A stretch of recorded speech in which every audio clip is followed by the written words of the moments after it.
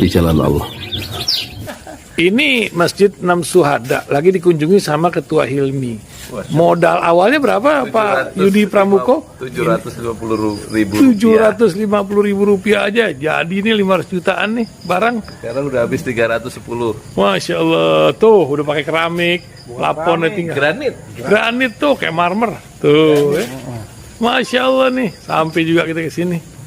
Masjid Enam Syuhada, ngapa namanya Masjid Enam Syuhada, Ya, Pak Yudi? kita mau mendokumentasikan perjuangan dakwah nama anak muda pengawal Habib Rizik Syihab itu. Masya Allah. Yang dibunuh sama orang jahat di kilometer 50. Kilometer 50 ya. Itu kan simbol memperjuangkan dakwah itu kita harus memberikan segalanya untuk Islam kan ya, untuk Masya dakwah Islam. Allah. Dan nama anak muda itulah yang sudah memberikan segalanya untuk Islam. Masya Allah. Apa nanti nama pemuda itu ada juga di sini mungkin diterapkan? Mungkin namanya 6 syuhada. 6 syuhada itu, Iya, 6 syuhada dipasang di sini, 6 syuhada. Bip Ali, apa yang dikomentarin dari ini semua, Bip Ali? Masya Allah, luar biasa. Dari uang 700.000, kalau pengen ternyata bisa. Bisa. Allah kirim. Tuh, bisa. Ya, dengan Masya. dengan masuk satu gang kecil, tapi Bapak ini luar biasa. Kecil tuh. Oh, Masya Allah ya. Satu call aja. Masya Allah. Perjuangan Pak Yudi Pramuko, YouTuber sejagat paling tua. Tertua di semesta. Tertua di semesta. Masya Allah. Tukang donat. Tukang donat. Tukang donat dari Paru. Ini saya laporkan dari lapangan ini, langsung dari Masjid Enam Syuhada. Masya Allah. Dan ini dia. Dalam lihat ah. Tuh lihat tuh masjidnya, tuh imamnya di situ tuh. Malam-malam lagi kita. Masya Allah. Masih kurang nih. Atapnya katanya transfer aja dari rekeningnya di bawah tuh. Assalamualaikum warahmatullahi wabarakatuh. Saya akan mereaksi ya. Ini judulnya Jokowi dendam pencapresan Anies Surya Paloh melawan menjegal capres terus berlangsung ya. Kita lihat ya. Situasi yang terjadi saat ini, dan ini kelihatannya Bung Rocky asik nih, outdoor, pakai kacamata hitam, wah mantap ini. Ya, saya lagi di Bola Mongondo tuh, di sebuah lokasi yang sangat indah, sepi pantainya tuh, dan lagi mau bertemu dengan keluarga dan beberapa sahabat. yes, oke mantap, selamat menikmati. Tapi tetap saja kita menikmati ketegangan, gitu ya. Jadi Anda balance tuh. Anda menikmati ketegangan di Jakarta dari sebuah tempat yang agak tenang, begitu ya? Yes. Oke. Mari kita lanjut. Jadi sekarang zaman udah sangat maju ya. Bisa bercakap-cakap dan kemudian di YouTube kan dari tempat yang sangat jauh antara Jakarta dengan Sulawesi Utara ya. Antara Hersu Bano Arif dengan siapa ini? Rocky Gerung. Lanjutkan Bung Rocky ya, kemarin kita bicara tentang situasi yang menegang antara Pak Surya Paloh dengan Pak Jokowi dan kita tangkap sinyal-sinyal dari pertemuan Pak Luhut dengan Pak Surya Paloh, gitu, makan siangnya Pak Luhut dan Pak Surya Paloh. Nah, tapi sesungguhnya kalau kita melihat ini ada juga arah meski Pak Surya minta dipertemukan dengan Pak Jokowi bersama dengan Pak Luhut gitu. Tapi kita lihat juga ada kalau memang memang Pak Jokowi mau gusur Nasdem.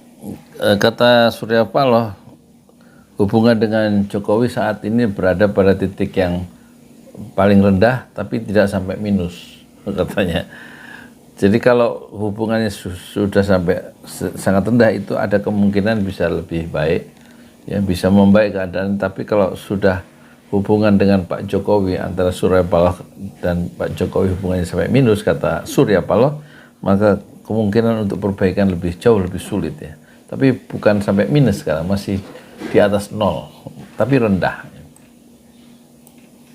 Nasdem, kenapa sekarang menterinya Pak Syahril Yassin Limpo dikasih jabatan ad interim gitu loh, dan jauh nih urusannya dari Kementerian Pertanian ke Kementerian Perindustrian gitu.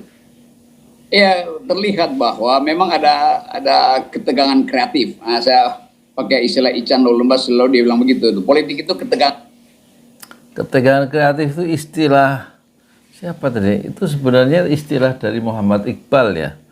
Dalam bukunya The Reconstruction of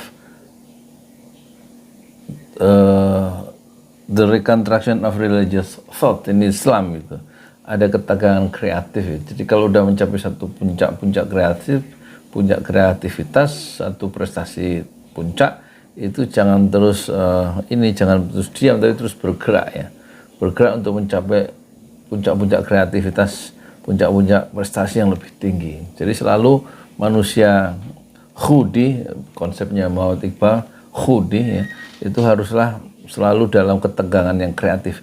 Istilah itu sebenarnya istilah khas dari Muhammad Iqbal yang dia bicara itu waktu di London tahun 1930-an ya, sebelum dia wafat pada tahun 1939. Bapak negara Pakistan, yaitu Muhammad Iqbal. Kreatif, tegang tapi menimbulkan kreativitas kan. Dan jauh nih urusannya dari Kementerian Pertanian ke Kementerian Perindustrian gitu. Ya, terlihat bahwa memang ada ketegangan kreatif. Nah, saya pakai istilah Ican Lulembas selalu dia bilang begitu. Politik itu ketegangan kreatif, tegang tapi menimbulkan kreativitas kan. Gampangnya begitu kan. Jadi saya nggak nangkep tokoh siapa yang disebut oleh Roy Gerung tadi ya. Yang pengetahuan saya terkait dengan kreatif itu adalah istilah dari Muhammad Iqbal di awal abad 20 ya. Kelihatannya tentu Surya Paloh merasa dia dalam posisi yang terdesak itu. Kalau kita lihat opini publik kan dianggap bahwa tetap aja istana Jokowi itu marah, bahkan cari segala macam akal supaya Anies tidak dicalonkan oleh Nasdem. Tetapi public opinion juga tahu bahwa itu agak susah karena Anies sudah masuk dalam pletora bahwa dia calon presiden, walaupun ada kesulitan untuk cari calon wakil presiden. Jadi asal muasalnya Nasdem mendeklarasikan Anies sebagai calon presiden tanggal 3 Oktober 2022 ya, di Nasdem Tower itu, yaitu kantor pusat Partai Nasdem yang dulu namanya Gedung Prioritas ya di Cikini. Saya dulu pernah ke situ, beberapa kawan ada di situ. Nah, pencalonan Nasdem oleh Anies oleh Nasdem itu tentu membuat Jokowi menyimpan bara dendam di balik dadanya. Nah, ini sebetulnya sinyal Karena Nasdem adalah partai pendukung pemerintah. Kenapa dia mendukung orang yang menjadi lawan politik dari pemerintah yang akan menggantikan posisi penguasa sekarang, yaitu presiden berikutnya, Anies Baswedan.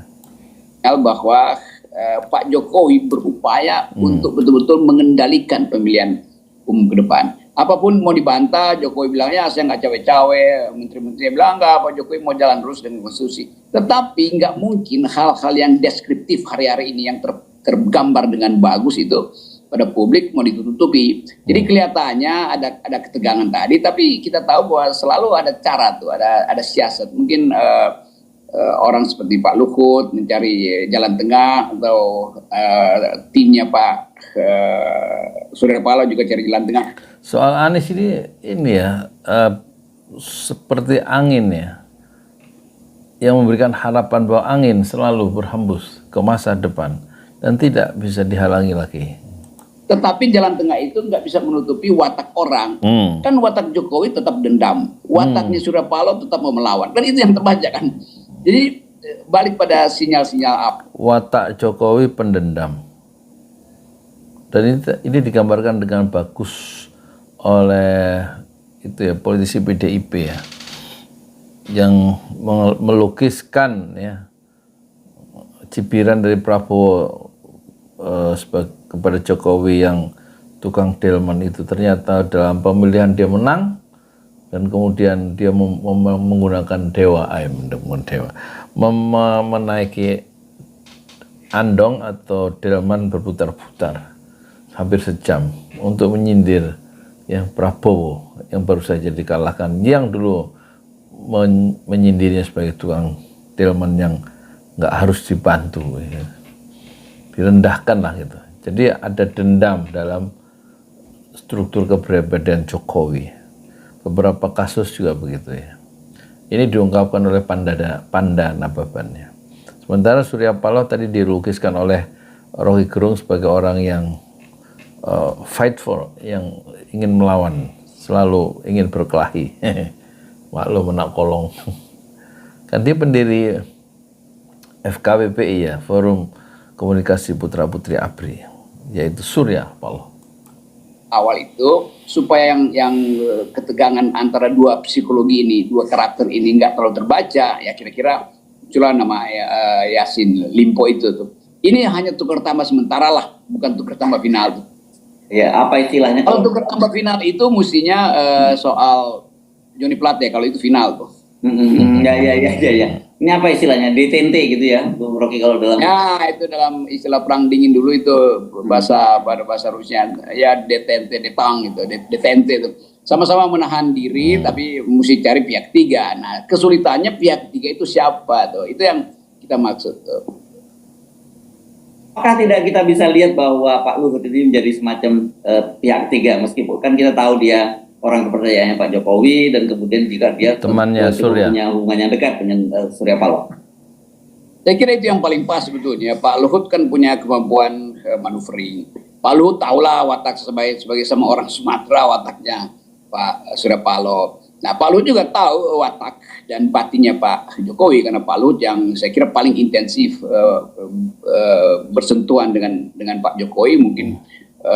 Ya gampangnya bahwa orang yang pada akhirnya dianggap sebagai paham tentang politik istana itu adalah Pak Luhut. Jadi kira-kira itu yang kita inginkan, supaya ada semacam sinyal. Mau berantakan boleh, tapi jangan berantakan itu memberantakan demokrasi kan. Kan persaingan dua individu, yaitu Surya Paloh dan Jokowi kan udah terlalu lama persaingan itu. Dan persaingan itu kemudian dipicu oleh Surya Paloh secara, bukan nekat sebetulnya, ya secara lantang mencalonkan Anies dengan kalkulasi, juga kalkulasi pragmatis sebetulnya kan. Kan Anies itu dimunculkan oleh Nasdem karena menganggap Anies adalah lokomotif yang akan narik gerbong elektabilitas Nasdem, dengan alasan bahwa Anies sebaiknya diucapkan atau dipromosikan sekarang sebelum dia ditangkap KPK. Kan itu pikirannya begitu di publik minimal. Tapi sekali lagi kita tahu bahwa Nasdem akhirnya nggak ada kader juga sehingga mesti ambil Anies tuh. Walaupun ada kaitannya bahwa Anies adalah Nasdem, LSM-nya Nasdem segala macam. Tapi politik selalu kita lihat momentum. Mungkin Surya Paloh berpikir, wah momentumnya memang kecepatan waktu itu, sehingga Pak Jokowi tersinggung tuh. Tapi itu memang hitungannya pada waktu itu, bahwa kalau Anies nggak diucapkan oleh Nasdem, nggak ada kontroversi. Kalau ada kontroversi, itu artinya ada percakapan politik lanjut. Bagi Pak Jokowi lain lagi, Anda kan menteri saya, ngapain tiba-tiba bikin heboh dengan calonin Anies, padahal Anies adalah sosok yang relatif tidak disukai oleh istana. Nah itu sebetulnya, tapi itu udah jadi kan, Anies sudah jadi fakta dan persaingan antara wataknya. Jadi dengan dicalonkannya Anies sebagai capres, ya, calon presiden oleh Nasdem pada tanggal 3 Oktober itu tahun 2022, itu membuat Pak Jokowi gagal ya menjegal Anies untuk maju ya, karena semacam mendapat perlindungan proteksi politik kan dari Nasdem, meskipun Nasdem adalah kawan partai pendukung pemerintah ya. Jadi ini membuat Pak Jokowi mungkin dendam karena dia gagal untuk menjegal Anies gara-gara manuver dari Surya Paloh saat mencapreskan, mengambil momentum lebih cepat dari yang diduga banyak pengamat dan banyak orang dengan mencapreskan Anies tanggal 3 Oktober waktu itu. Ya, Jokowi dan wataknya Surya Paloh juga udah jadi fakta. Kita coba lihat apa yang bisa diselesaikan oleh Pak Luhut misalnya tuh. Oke, kemarin kita sudah singgung ya, lepas dari agenda Pak Surya Paloh apa di belakang Anies mencalonkan Anies Baswedan, tapi kan ini saya kira ada dua hal yang berbeda sekali. Di satu sisi Pak Jokowi bicara soal etika hubungan personal, begitu ya. Sementara Pak Surya Paloh bicara soal etika politik dalam kaitannya dengan soal koalisi gitu, yang dianggap ya sudah berakhir kan kalau sampai tahun 2004. Saya tetap mengawal Ma'ruf Jokowi Ma'ruf Amin sampai tahun 2024. Setelah 2024 ya Jokowi nggak boleh cawe-cawe kan, kira-kira begitu kan ya Bung Rocky ya. Ya itu matematikanya begitu, tapi kan ada emosi di situ bahwa masa 2024 masih 1 tahun lagi, masa mesti bersabarlah atau paling enggak ya beritahu lah. Jadi kelihatannya Pak Jokowi jengkel karena ada yang balelo dari dalam tuh. Nah poinnya Pak Jokowi itu soal etika, bukan etika politik, pada Pak Jokowi, etika basa-basi lah, atau etiket sebetulnya, bukan etika, etiket dari sopan seseorang. santun. Ya, etiket bukan etika ya, ini etiket ya. Etiketnya kok buruk gitu ya, dan mengacaukan seluruh perencanaan politik Jokowi itu. Sebaliknya Surya Paloh berpikir yang lebih total. Ini kan etika politik, bukan etiket tuh. Saya berhak, saya ketua partai berhak tuh, bahwa nanti saya minta maaf bahwa ini saya dahulukan, itu bisa disusulkan kan. Jadi mestinya memang begitu, etika mendahului etiket. Kalau etiket duluan ya nggak pernah mungkin Anies Baswedan diucapkan sebagai capres oleh Surya Paloh. Saya kira Surya Paloh juga mengantisipasi itu. Kalau dia lapor duluan bisa terhalang. Kalau Anies diajukan tanpa restu Jokowi, ya pasti nggak bakal jadi. Lebih baik granile aja, taruh dulu di situ. Jadi ada nakalnya juga Pak Surya Paloh. Ya nakal-nakal politisi lah. Iya, jadi dia Surya Paloh itu melakukan fait accompli ya dengan mencalonkan Anies sebagai calon presiden tanpa harus memberitahu dulu kepada Pak Jokowi, temannya dalam istana ya, partai pendukung. Jadi kalau dilaporkan dulu bahwa saya akan mencapreskan Anies, tentu akan sangat tidak disetujui oleh Pak Jokowi, karena memang dia dimusuhi oleh istana Anies Baswedan itu. Meskipun dulu Anies Baswedan adalah pendukung berat dari Pak Jokowi sebagai juru bicara kampanye ya, dan justru pernah Pak Jokowi ke Jakarta itu pernah diundang oleh Anies Baswedan ya, saat menjadi wali kota atau saat sudah jadi gubernur kalau nggak salah, tanggal 19 Februari 2014 hadir di auditorium Nurholis Majid di Universitas Paramadina saat Anies Baswedan menjadi rektor Universitas Paramadina.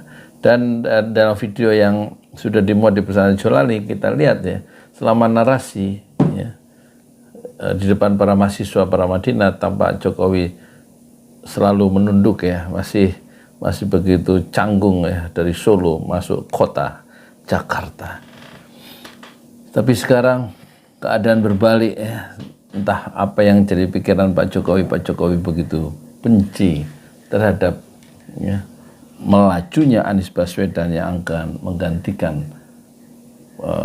menggantikan posisi dia sebagai presiden yang baru. Dan tentu kebencian itu atau kecemasan itu lebih tepatnya adalah tentu karena berkaitan dengan investasi Cina yang besar-besaran, sekitar 15.000 proyek Cina di Indonesia, tentu tidak atau perlu mendapatkan proteksi politik ketika kekuasaan Pak Jokowi berakhir, dan proteksi politik itu tampaknya tidak akan didapatkan jika Anies Baswedan menjadi presiden 2024. Itulah yang menjelaskan mungkin sedikit kenapa Jokowi itu begitu dendam terhadap Surya Paloh dan juga tidak menyukai Anies Baswedan, karena Anies Baswedan adalah seorang tokoh yang sangat predictable, yang bisa diperkirakan maunya. Dia akan melakukan satu change dan continuity, melakukan perubahan sambil memperbaiki keadaan melalui kewenakan dan tanda tangan yang ada di tangan kanannya sebagai seorang penguasa baru, yaitu seorang presiden. Aku ngantuk, tidur dulu lah, besok nanti insya Allah jam 3 bangun, terus sholat tahajud 11 rakaat, terus ngapalin Quran yang baru, halaman keempat dari Al-Ahqaf. Ya, begitulah ya. Sekarang udah jam piro ini? Jam 20, jam apa? Itu dulu ya, jam 20, jam 8 lewat 6, ngantuk. Assalamualaikum warahmatullahi wabarakatuh.